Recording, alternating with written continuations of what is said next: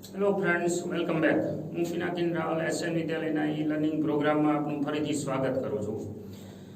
મિત્રો, આપણે લાસ્ટ લેક્ચરમાં અવરોધ એના શ્રેણી સમાંતર જોડાણની વાત કરેલી છે. એટલે હવે આપણે જે પહેલેથી બોલતા આવી છીએ કે પ્રવાહનું વહન થવા માટે મફતમાં પ્રવાહનું વહન ન થાય, તો પ્રવાહનું વહન થવા માટેનું કારણ, જેને આપણે સ્ત્રોત કહી શકીએ, એની ખાસ તો આજ વાત કરવાની છે. એટલે વિદ્યુત પ્રવાહનું વહન શક્ય બનાવવા માટેની જે રચના છે કહેવાય છે એને વિદ્યુત કોષ. આપણે વ્યવહારમાં જનરલી બેટરી બોલી છીએ, એટલે એ વિદ્યુત કોષ છે એની રચના જે છે એને સમજવાની છે. થોડો કેમેસ્ટ્રીને લગતો આ પ્રશ્ન છે, અને કદાચ તમે કેમેસ્ટ્રીમાં વિદ્યુત કોષ, વિદ્યુત રાસાયણિક કોષ છે એ સમજી ચૂકેલા છો. આપણે થોડુંક રફલી એને યાદ કરી અને આપણી જે ભૌતિક વિજ્ઞાનની ડિટેલ છે એને આપણે ભણીએ. તો માનો કે કેમેસ્ટ્રીમાં તમને અંદાજ છે કે ભાઈ અમુક રાસાયણિક પ્રક્રિયાઓ છે એ ફેવરેબલ હોય એટલે કેવું? માનો કે મારી પાસે કોઈ એક આયનિક ક્ષાર છે, એનું દ્રાવણ છે, suppose for example copper sulphate છે.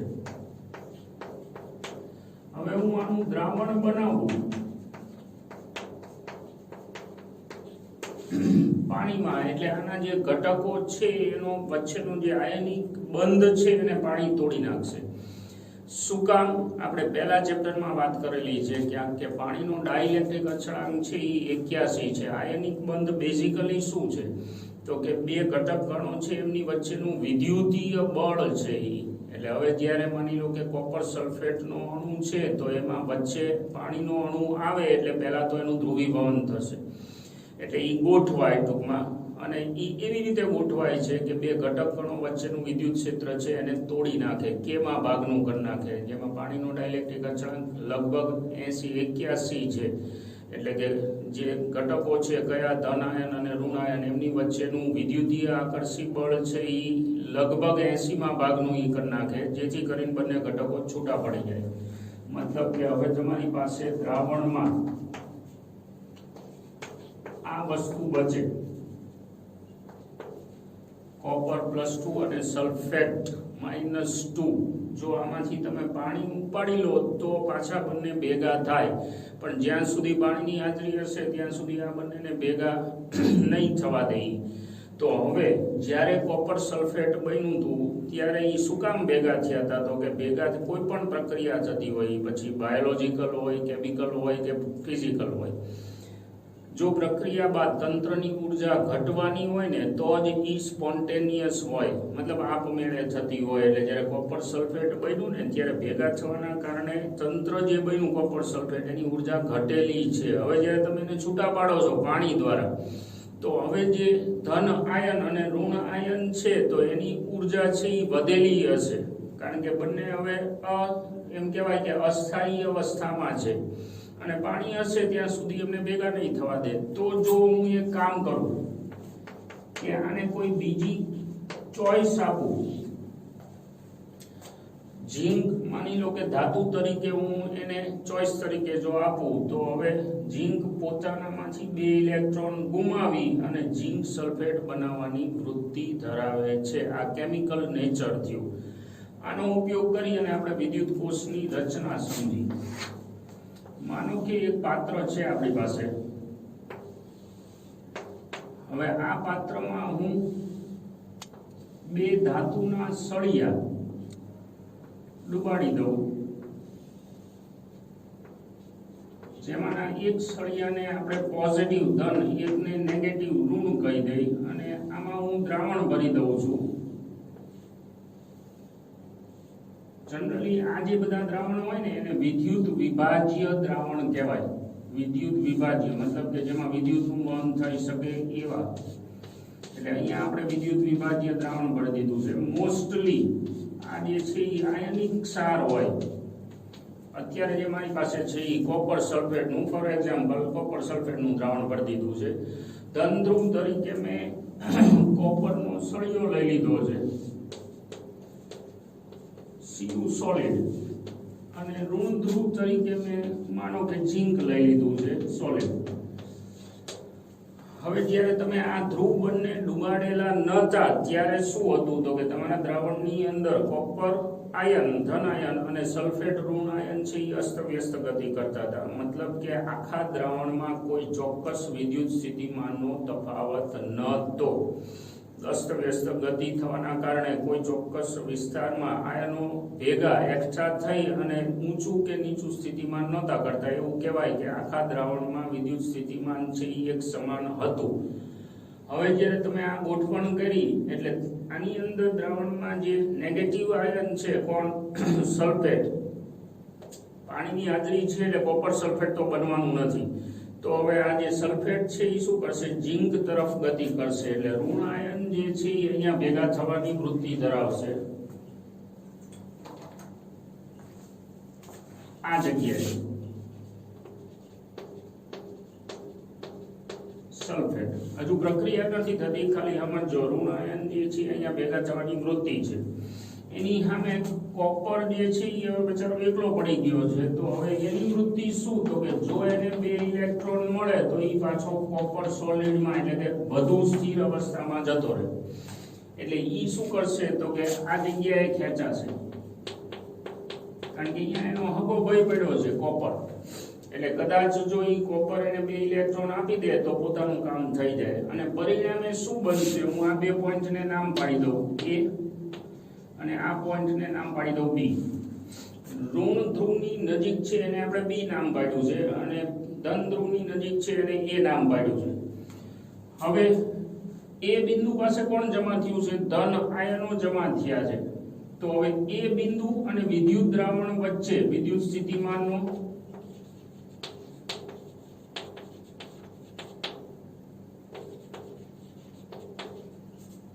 તફાવત રચાવાનો એને આપણે B+ કહી દઈએ, કોઈ ચોક્કસ આંકડો જે પહેલા નહોતો. પછી એવી જ રીતે B અને વિદ્યુત દ્રાવણ વચ્ચે PD છે એને હું B- કહી દઉં, કોઈ ચોક્કસ આંકડો. હવે આ જે ચોક્કસ આંકડો છે B ± આ બંને ગ્રેટર ધેન 0 હોય અને આ જે છે એ ગ્રેટર ધેન ઇક્વલ ટુ 0 હોઈ શકે. પછીથી આપણે ચર્ચા કરશું એનું કારણ. હવે B બિંદુ પાસે કોણ જમા થયેલું છે, ઋણ આયનો. એટલે હું અહીંયા PD જે લખું એ માઈનસ લખું. તો હવે અહીંથી માંડી અને અહીંયા સુધીમાં વિદ્યુત સ્થિતિમાનનો તફાવત 2 ધ્રુવ વચ્ચે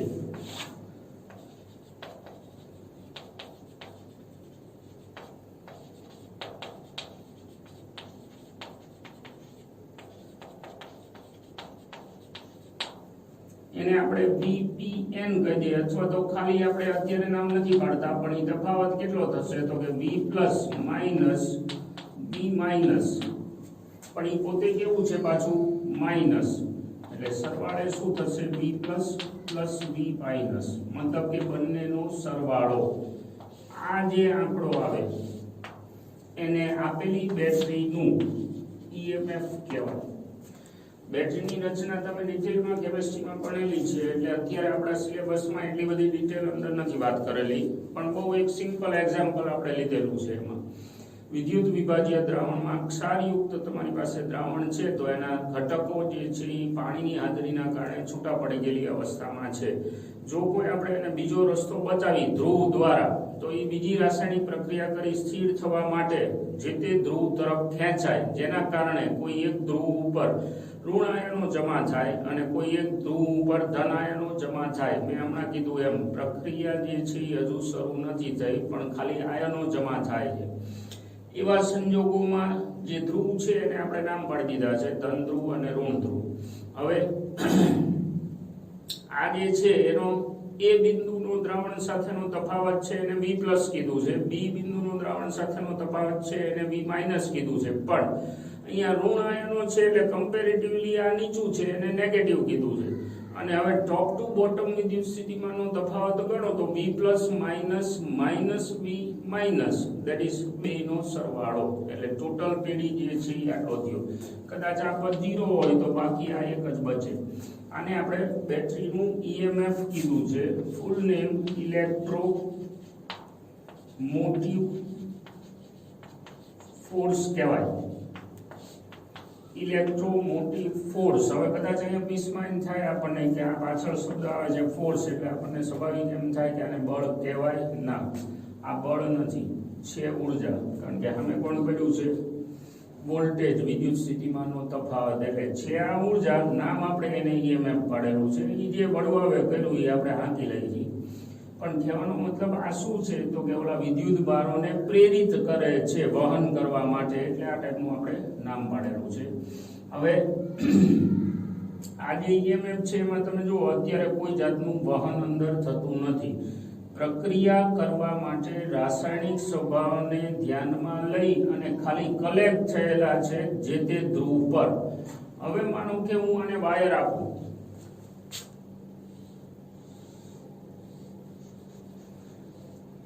એક અવરોધ વચ્ચે જોડી દઈ, આર અવરોધ. એટલે હવે શું બનશે? વારાફરતી સિક્વન્સ સમજતા જજો. આ ધન જે છે સ્થિતિમાન, એ શું કરશે? તો કે આ સળિયા ઉપરથી કોપરના 2 ઇલેક્ટ્રોન ઉપાડી લેશે. એટલે અહીંથી આ જે છે કોપર સોલિડમાં કન્વર્ટ થઈ જવાનું. હવે એની સામે આ જે સળિયો છે આના 2 ઇલેક્ટ્રોન ખાદ પડી, કારણ કે કોપર સોલિડમાંથી 2 ઇલેક્ટ્રોન ગયા એટલે એ કેવું થયું? પોઝિટિવ. હવે એ જો પોઝિટિવ થયું હોય તો આ બાજુ ઝિંક પાસેથી 2 ઇલેક્ટ્રોન એ ઉપાડી લે, એટલે ઝિંક કેવું બનશે? ઝિંક +2. એટલે આ જે 2 ઇલેક્ટ્રોન છે એ પેલી બાજુના ઊંચા સ્થિતિમાનની અસર હેઠળ આમાં ગતિ કરી અને આ બાજુ આવે. મતલબ કે આ જે તમારો કોપર છે જેમાંથી 2 ઇલેક્ટ્રોનની ખાદ પડી હતી એ એઝ ઇટ ઇઝ થઈ જવાનું. હવે એની સામે અહીંના 2 ઇલેક્ટ્રોન ખૂટ્યા, એ શું કરશે? તો કે ઓલો સલ્ફેટ રાહ જોઈને જ બેઠો છે, એટલે આનું ઝિંક સલ્ફેટ બની જશે. સરવાળે આખી પ્રક્રિયામાં ઇલેક્ટ્રોન ટ્રાન્સફર ક્યાં થયા? n માંથી p તરફ ઇલેક્ટ્રોન ટ્રાન્સફર થયા. તો રૈવાજિક પ્રવાહ આપણો કેવી રીતે આવશે? p થી n તરફ. રૈવાજિક પ્રવાહ p થી n તરફ બાહ્ય પરિપથમાં ચાલે. મતલબ કે r માંથી. હવે એની સામે વળી પાછું શું થવાનું? તો કે અહીંયા આ પ્રક્રિયા જે છે આયનોની ટ્રાન્સફર એ તો ચાલુ જ રહેવાની છે. એટલે એવું કહી શકાય કે ઇલેક્ટ્રોન વળી પાછા અહીંયા થઈને આ બાજુથી આ ચક્કર ફરશે. એટલે બાહ્ય પરિપથમાં પ્રવાહ જે છે I p થી n તરફ, જ્યારે દ્રાવણમાં પ્રવાહ n થી p તરફ આવશે. એટલે કે આ ચક્કર હાલશે. હવે n થી p તરફ જે પ્રવાહ આવે છે એને લઈ જવા માટે જવાબદાર કોણ? સ્વાભાવિક છે આ બેટરીનું ઈએમએફ.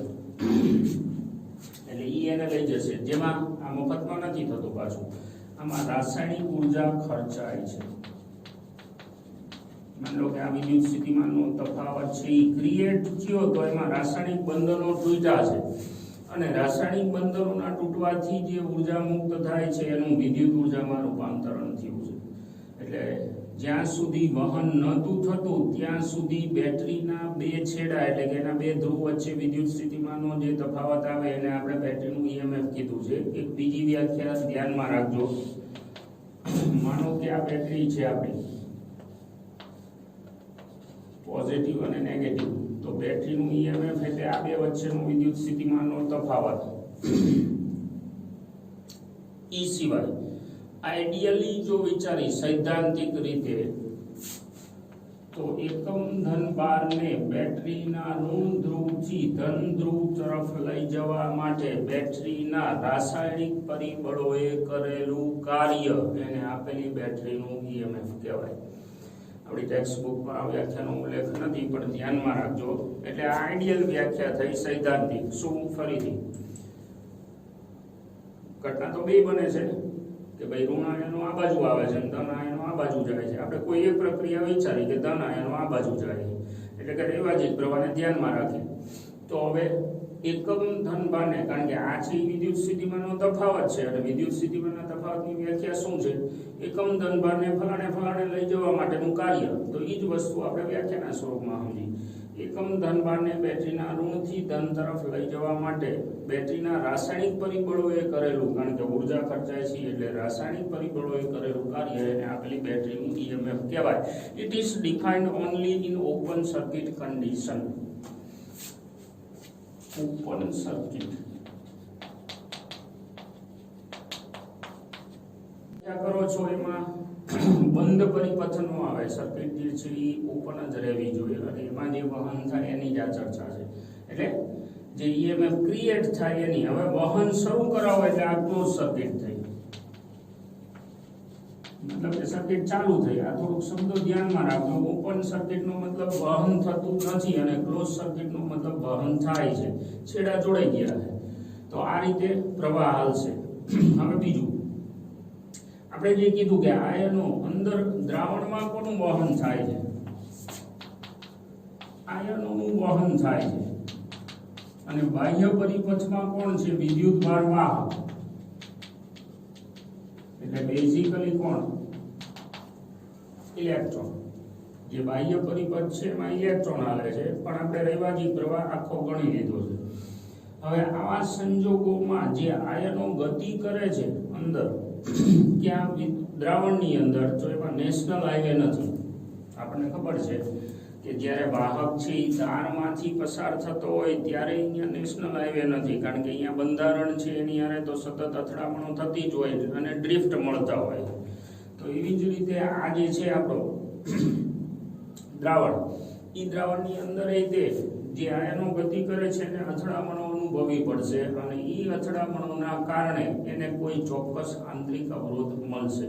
એટલે હવેના સંજોગોમાં તમારું નેટ પીડી એટલે શું, ટોપ ટુ બોટમ આપણે નેટ પીડી ગણી લઈ તો એક P અને A વચ્ચે, પછી બીજું A અને B વચ્ચે, અને ત્રીજું B અને N વચ્ચે.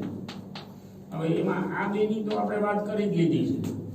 તો હવે ઈ બે જે આવે છે એનું ટોટલ કેટલું છે, B પ્લસ B માઇનસ. આ બે વચ્ચેનો જે તફાવત હતો એ, અને A થી B વચ્ચે હવે પીડી રચાશે, વહન થાય છે. એટલે પેલા નહોતું, આ જગ્યાએ હવે છે. તો એવા સંજોગોમાં જો આપણે બેટરી દ્વારા મળતું નડતર,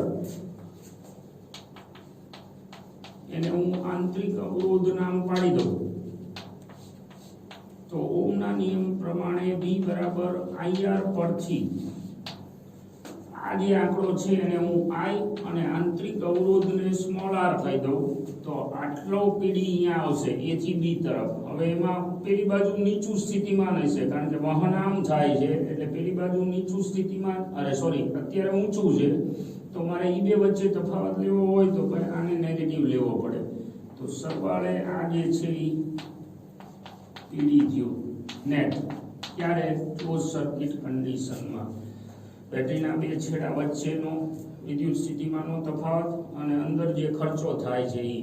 એટલે આમ જોવા જાવ તો જ્યારે વહન શરૂ થાય ને ત્યારે બેટરીનું EMF જેટલું હોય, માનો કે 10 વોલ્ટ હોય તો 10 વોલ્ટ જેટલું કાર્ય કરે કોણ, રાસાયણિક પરિબળ. પણ વિદ્યુત ભારની ઉર્જામાં 10 નું કામ ન થાય, 10 નો વધારો ન થાય. સ્વાભાવિક છે વચ્ચે અથડામણ દરમિયાન કંઈ ગુમાવશે, જે આપણે અવરોધ વખતે વાત કરેલી છે. તો એટલો ભાગ છે એ કપાઈ જાય. એટલે હવે આને હું E નામ પાડું તો આવું મળશે, B બરાબર E માઇનસ IR. એમાં B જે છે એને ટર્મિનલ વોલ્ટેજ કહેવાય. ટર્મિનલનો મતલબ થાય છે વર્કિંગ કન્ડિશનમાં, મતલબ બેટરી જ્યારે કાર્યરત હોય ત્યારે બેટરીના બે છેડા વચ્ચે વિદ્યુત સ્થિતિમાનનો જે તફાવત આવે એને ટર્મિનલ વોલ્ટેજ કહેવાય. એટલે હવે આ જે છે એ શું છે, આઈડિયલ પરિસ્થિતિ થઈ કે ભાઈ બેટરી બની ત્યારે ઓલા આયનોના છૂટા પડવાના કારણે જે સ્થિતિમાન રચાણું, એ સ્થિતિમાન બે છેડા વચ્ચે પીડી, એને આપણે EMF નામ પાડ્યું છે. અને હવે ધારો કે એક વસ્તુ બીજી વિચારી લઈ કે હું R જે છે એને અનંત કરી નાખું, કેપિટલ R ને, તો I બરાબર 0 થાય. મતલબ કે પરિપથમાં પ્રવાહ નહીં વહે તો એને ઓપન સર્કિટ કન્ડિશન કહેવાય. મતલબ કે આને હું ડિસ્કનેક્ટ કરી નાખું તો એવા સંજોગોમાં EMF મને આટલું જ મળશે. પણ માનો કે તમે વહન ચાલુ કરો તો EMF ના આંકડામાંથી કંઈક ઉર્જા કપાય. આ કોના જેવું છે? કોઈ એક પદાર્થને હું અહીંથી ઊંચકી અને આટલે લઈ જાઉં, મેં એના ઉપર 10 જૂલનું કાર્ય કર્યું તો આ જગ્યાએ પદાર્થ પહોંચે ત્યારે એની ઉર્જામાં કેટલો વધારો થાય? સ્વાભાવિક છે, ઉર્જા સંરક્ષણ પ્રમાણે 10 જૂલનું. એટલે કે એવું વિચારી કે 2 ફૂટની હાઈટે હું લઈ ગયો અને 10 જૂલનું મેં કાર્ય કર્યું. 2 ફૂટની ઊંચાઈ પ્રાપ્ત કરવાથી પદાર્થની ઉર્જામાં 10 જૂલનો વધારો થાય. પણ આ જ પ્રક્રિયા છે એ આ રૂમમાં આપણે પાણી ભરીને કરી અને હું એટલું જ કાર્ય કરું, અહીંથી છોડી દો પદાર્થને, એટલું જ કાર્ય કરું તો સામે પદાર્થની ઉર્જામાં એટલો વધારો નહીં થાય. મારા દ્વારા તો એની ઉર્જામાં 10 જૂલ વધી ગયા, મેં તો કાર્ય કરી લીધું. એટલે મારા દ્વારા ખર્ચાયેલી ઉર્જા તો 10 જૂલ છે, પણ વચ્ચે નડતર આવ્યું, કયું? પાણી. એટલે એને અવરોધીય બળનો સામનો કરવાનો થાય. એવા સંજોગોમાં મેં આપેલી ઉર્જાનો અમુક ભાગ છે એ એની ઉર્જામાં કપાઈ જાય. એ ભાગ આપણે અહીંયા કાપ્યો. હવે અહીંથી દેખાય છે આ V શું છે? તો કે ધન અને ઋણ વચ્ચેનો નેટ પીડી. આપણે અંદરથી ગણ્યો, હવે બહારથી વિચારો. આ પોઈન્ટ છે એ P છે, આ પોઈન્ટ છે એ N છે. એટલે હવે એને આપણે V નામ પાડ્યું હોય તો ઓહમના નિયમ પ્રમાણે અહીંયા અવતારો આ સંબંધ લખી શકાય. V IR. હવે એ IR હું આ જગ્યાએ મૂક્યું. એટલે કે I capital R E minus IR. થોડુંક સિમ્પ્લિફિકેશન આપી દઈ. આ પદ સામે લઈ જાઓ, I કોમન થઈ જાય, I મળશે તમને આ. આટલો પ્રવાહ છે આમાંથી વહેતો હોય. એમાં E શું છે? ઓપન સર્કિટ કન્ડિશનમાં બેટરીનું EMF અને કેપિટલ R જોડેલો બાહ્ય અવરોધ અને સ્મોલ r છે એને આપણે નામ પાડ્યું છે બેટરીનો આંતરિક અવરોધ. હવે આ બેટરીનો આંતરિક અવરોધ છે એ શેના ઉપર આધાર રાખશે? સ્પેસિંગ ઉપર આધાર રાખે, બરોબર છે? કેટલું દૂર છે બે ધ્રુવ એના ઉપર તો આધાર રાખે. દ્રાવણની અંદર આયનોની સાંદ્રતા ઉપર આધાર રાખે, કારણ કે જેમ ગીરદી વધશે એમ વસ્તી વધારાના નિયમ લાગુ પડે, મતલબ કે નડતર વધશે. જે સંપર્કમાં આવે છે ધ્રુવ એના ક્ષેત્રફળ સાથે લેવા દેવા હોઈ શકે, પણ આકારના સંદર્ભમાં. એટલે કે ક્ષેત્રફળ છે એ તમે ગોળ સળિયાનું રાખો અને એ જ ક્ષેત્રફળ ફ્લેટ રાખો તો ફ્લેટ ક્ષેત્રફળ છે એમાં નડતર ઓછું થશે, કારણ કે આયનોને શું કરવાનું છે? સામે ટચ થવાનું છે. તો એવા સંજોગોમાં આકાર જે છે એ ફ્લેટ જેમ વધારે હશે એમ અવરોધ આંતરિક ઓછો થશે. પણ આ મુદ્દો ખાસ ધ્યાનમાં રાખવાનો કે દ્રાવણની સાંદ્રતા આરે એને લેવા દેવા છે. હવે ધારો કે મારે આ બેટરી દ્વારા મેક્સિમમ આ જે છે ને આ સ્મોલ r છે એ બેટરીનો પોતાનો આંતરિક અવરોધ છે, મતલબ કે એની પોતાની ખાસિયત છે. હવે એની સામે માનો કે કેપિટલ R છે એ તમારા હાથમાં છે, આપણે જોડેલો બાહ્ય અવરોધ છે.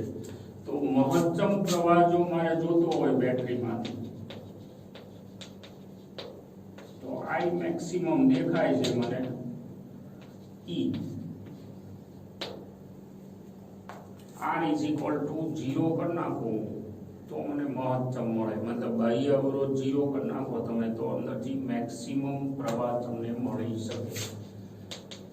આદર્શ પરિસ્થિતિ છે, વ્યવહારમાં એવું શક્ય જ ન હોય. કોઈ પણ પરિપથ તમે જોડો તો એમાં બાહ્ય અવરોધને 0 નથી કરી શકાતો. સુપર કંડક્ટર જેવી વાત થઈ, હજુ ફ્યુચરમાં ચર્ચા કરશું.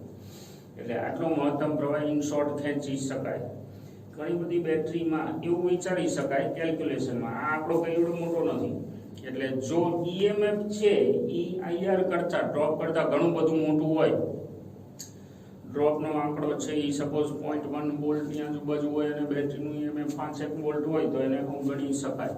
એટલે એમાં કંઈ ખાસ વાંધો આવે નહીં. બેટરીની રચના, એનું EMF અને ટર્મિનલ વોલ્ટેજ, આ બે વસ્તુ ખાસ ધ્યાનમાં રાખવાની છે. આપણે આ આખી બેટરી છે એમાં જે કંઈ આપણે વાત કરી બેટરીનો સિદ્ધાંત, મતલબ આ સાધન જે બન્યું એનો સિદ્ધાંત શું કહીશું? એના ઉપર કાર્ય કરે. રાસાયણિક ઉર્જાનું વિદ્યુત ઉર્જામાં રૂપાંતરણ કરનારું સાધન છે. અને એવું નથી, બેટરીનું એમ છે, હમણાં આપણે વ્યાખ્યા કરી શું કે ભાઈ એકમ ધનભારને ઋણથી ધન તરફ પહોંચાડવા માટે બેટરીના રાસાયણિક પરિબળો દ્વારા, મતલબ એના બંધનોમાં ખર્ચાયેલી જે સંગ્રહાયેલી ઉર્જા છે એના દ્વારા જે કાર્ય થાય છે. એટલે માની લો કે આ બેટરી 10 વોલ્ટની હોય તો 1 કુલમ વિદ્યુત ભારને અહીંથી અહીંયા પહોંચાડવા માટે 10 જૂલનું કાર્ય કરી શકે એમ છે, પણ એનાથી બેટરી પતી ન જાય. 10 જૂલનું કાર્ય કરે એવું કરવાથી અહીંયાથી વહન થઈ અને બાહ્ય પરિપથમાં 10 જૂલ ખર્ચીને પાછું આ છેડે આવે. અગાઉના લેક્ચરમાં આપણે કદાચ વાત કરેલી છે. ત્યાં સુધીમાં એ પોતાની સંપૂર્ણ ઉર્જા છે એ ખર્ચી નાખે. વળી પાછું રાસાયણિક બંધનોમાં તો ઘણી બધી ઉર્જા પડી છે, એટલે એ જે ધનભાર આવ્યો એને વળી ઉપાડીને આ બાજુ ગા કરી દે, જેથી કરીને વળી પાછું 10 જૂલની ઉર્જા રાસાયણિક ખર્ચાય અને એનું રૂપાંતરણ વિદ્યુત ઉર્જામાં થયું, જેના ભોગે ઓલો વિદ્યુત ભાર છે એ બાહ્ય પરિપથમાં ગતિ કરે. આ પ્રક્રિયા ઓન રહેવાની. ક્યાં સુધી ચાલુ રહેશે? જ્યાં સુધી રાસાયણિક ઉર્જા એટલે કે રાસાયણિક બંધનોમાં પડેલી ઉર્જા છે એ દ્રાવણમાં હશે ત્યાં સુધી. દરમિયાન માની લો કે આપણે આ જે ઉદાહરણ લીધું એમાં થવાનું છે શું, ઝીંક છે આ સળિયો એ ખવાય, કારણ કે એનું ઝીંક સલ્ફેટ બને. પેલું એમને એમ રહેશે ધનધ્રુવ. આપણા ઉદાહરણ માટે, દરેકમાં એવું નથી હોતું, પણ આપણા ઉદાહરણમાં આ ઝીંકનો સળિયો છે એ ખવાય. એટલે કે આ ઋણ ધ્રુવ જે છે એ ધીમે ધીમે ખાલી થઈ જાય. તો પછી જે તે સમયે જે દ્રાવણ છે એ દ્રાવણ બદલાઈ ગયું છે, ઝીંક સલ્ફેટ થઈ ગયું છે, અને પેલો ઝીંકનો સળિયો ખવાઈ ગયો છે. તો એ સમયે બેટરી પૂરી થઈ ગઈ કહેવાય. અને પ્રાઇમરી સેલ કહેવાય, પ્રાથમિક સેલ, કે જેમાં રાસાયણિક દ્રવ્યો છે એ ખલાસ થઈ જાય અને પરિણામે આપણે બેટરીને રજા આપવાની આવે. પણ અમુક રાસાયણિક પ્રક્રિયાઓ એવી છે કે જે રિવર્સિબલ હોય. આપણી લેડ સંગ્રાહક બેટરી છે, તમે કેમેસ્ટ્રીમાં બહુ ડિટેલમાં ભણેલા છો, આપણે તો અત્યારે ઉલ્લેખ નથી, પણ આ તો જસ્ટ યાદ કરી. લેડ સંગ્રાહક બેટરી, આપણે જે ટ્રેક્ટરની બેટરી આવે અથવા તો માની લો કે ઇન્વર્ટર હોય તો એમાં જે બેટરી આવે છે એટલે એમાં લેડ સલ્ફેટ એમાં સલ્ફ્યુરિક એસિડનું વિદ્યુત વિભાજીય દ્રાવણ આવે છે. લેડ અને લેડ ઓક્સાઇડના ધ્રુવ મૂકી છીએ આપણે, એટલે એ પ્રક્રિયા રિવર્સિબલ છે. મતલબ કે સલ્ફ્યુરિક એસિડમાંથી લેડ સલ્ફેટ બને, લેડ સલ્ફેટમાંથી પાછું સલ્ફ્યુરિક એસિડ બને. મતલબ કે એ બેટરી જે છે એ રિચાર્જેબલ છે. તો આવા ટાઈપના જે વિદ્યુત કોષ હોય એને સેકન્ડરી વિદ્યુત કોષ કહેવાય. એટલે એને તમે રિચાર્જ કરી શકો, એ જિંદગીભર નહીં. દ્રાવણો છે એની સાંદ્રતા સ્ટેપ બાય સ્ટેપ ઘટતી જાય. રિવર્સિબલ પ્રક્રિયા હોય તો એ રિવર્સિબલ પ્રક્રિયાની એ પાછી ખાસિયત છે કે ભાઈ એક ધારી ન થાય. એક ધારી ન થાય એટલે શું છે કે ભાઈ શરૂઆતમાં તમે માની લો કે 10 જૂલ રાસાયણિક ઉર્જાનો સંગ્રહ કર્યો, જેના ભોગે તમને કાર્ય મળ્યું. વળી પાછું ફરીથી 10 જૂલ પાછું કાર્ય મળે, ફરીથી 10 જૂલ પાછું કાર્ય મળે. હવે એને તમારે રિચાર્જ કરવાની થાય તો હવે ઊંધો કોન્સેપ્ટ આવે. વિદ્યુત ઉર્જા છે એ તમારે ખર્ચવી પડે, જેનો રાસાયણિક ઉર્જામાં રૂપાંતરણ થાય. એટલે એ જે છે એ આપણે ઓલા ગ્લેટિંગ માટેનું તમે જે ભણેલા છો વિદ્યુત વિભાજ્ય કોષ, એટલે એ રિવર્સ પ્રક્રિયા થઈ. પણ બે પ્રક્રિયા છે એમાંથી કોઈ પણ એક જ ફોરવર્ડ 100% હોય. એમાં પછી પાછા વળો તો જે મૂળ દ્રાવણો હતા એની સાંદ્રતા એમને એમ ન જળવાય, એટલે ક્રમશઃ એ ઘટતી જાય. ઘટતા ઘટતા કદાચ 100 વાર 200 વાર 500 વાર કે તમે એને ચાર્જ કરો એટલે એ બેટરી પૂરી થઈ જાય. આ જે છે એ દ્રાવણોવાળી બેટરી થઈ. પણ જેને ચાર્જ કરી શકાય એ સેકન્ડરી બેટરી, અને જે વપરાઈ જાય ફેંકી દેવી પડે એ પ્રાઇમરી બેટરી. લાઈક સૂકો કોષ છે, સૂકા કોષમાં આપણે આંતરિક અવરોધ છે એ વધારે રાખેલો છે. તો સૂકો કોષ જે છે એ પ્રાઇમરી સેલમાં આવે કે ભાઈ તમે એને વપરાય એટલે ફેંકી દેવાનો આવે. અને મેં કીધું એમ લેડ સંગ્રાહક રિચાર્જેબલ. આપણી મોબાઈલની બેટરી છે, લિથિયમ આયોડાઇડ ને એવું બધું, એટલે ડિટેલ તો ભણશું આપણે આગળથી. પણ એમાં દ્રાવણો જે છે કેમિકલ બધા એ પ્રવાહી અવસ્થામાં નથી લીધા, આપણે ઘન અવસ્થામાં લીધા છે, અને એ સેકન્ડરી સેલ છે. સેકન્ડરી સેલ મતલબ એને તમે રિચાર્જ કરી શકો. આશા રાખું કે બેટરીનું જે કાર્યવિધિ છે, ખાસ તો ભલે રાસાયણિક દ્રષ્ટિએ નહીં પણ ભૌતિક વિજ્ઞાનની દ્રષ્ટિએ બેટરીની કાર્યવિધિ છે એ આપણા મગજમાં ફિટ થઈ ગઈ છે. તમારે એક વખત ફરજિયાત આને વાંચવાનું રહેશે. વાંચ્યા પછી એઝ યુઝ્યુઅલ જે હું દર વખતે દરેક લેક્ચરમાં તમને કહું છું કે ભાઈ ટેક્સ્ટબુકની ભાષા થોડીક ઓકવર્ડ તો છે જ, એટલે તમારું એક કામ શું તો કે એ ભાષાને સમજવાનો પ્રયત્ન કરવાનો છે. એવું લાગે તો વિડીયો ફરીથી બીજી વખત જોઈ લેજો. હું શક્ય હોય ત્યાં સુધી હળવાશથી આ વસ્તુને સમજાવવાનો પ્રયત્ન કરું છું. લેંગ્વેજ જે છે કદાચ એવું બને તો ગુજરાતી ટેક્સ્ટ બુકને બદલે જો તમે ઇંગ્લિશ ટેક્સ્ટ બુક વાંચશો તો ઝડપથી સમજાય. કારણ કે આ જે ટ્રાન્સલેશન છે ને એ ભદ્રમ ભદ્ર ટાઈપનું છે, એટલે કે ગૂગલ ટ્રાન્સલેશન છે. એટલે થોડીક તકલીફ ભાષાકીય પડે તો એવું લાગે વિડીયો રિપીટ કરી જોવાનો, શું કહેવા માંગે છે એ ખાસ સમજવાનું, જેથી કરીને બીજી કોઈ સિચ્યુએશનમાં આપણે ક્યાંય સલવાય નહીં. અત્યારે હું રજા લઉં, ફરીથી મળતા રહીશું. Thank you.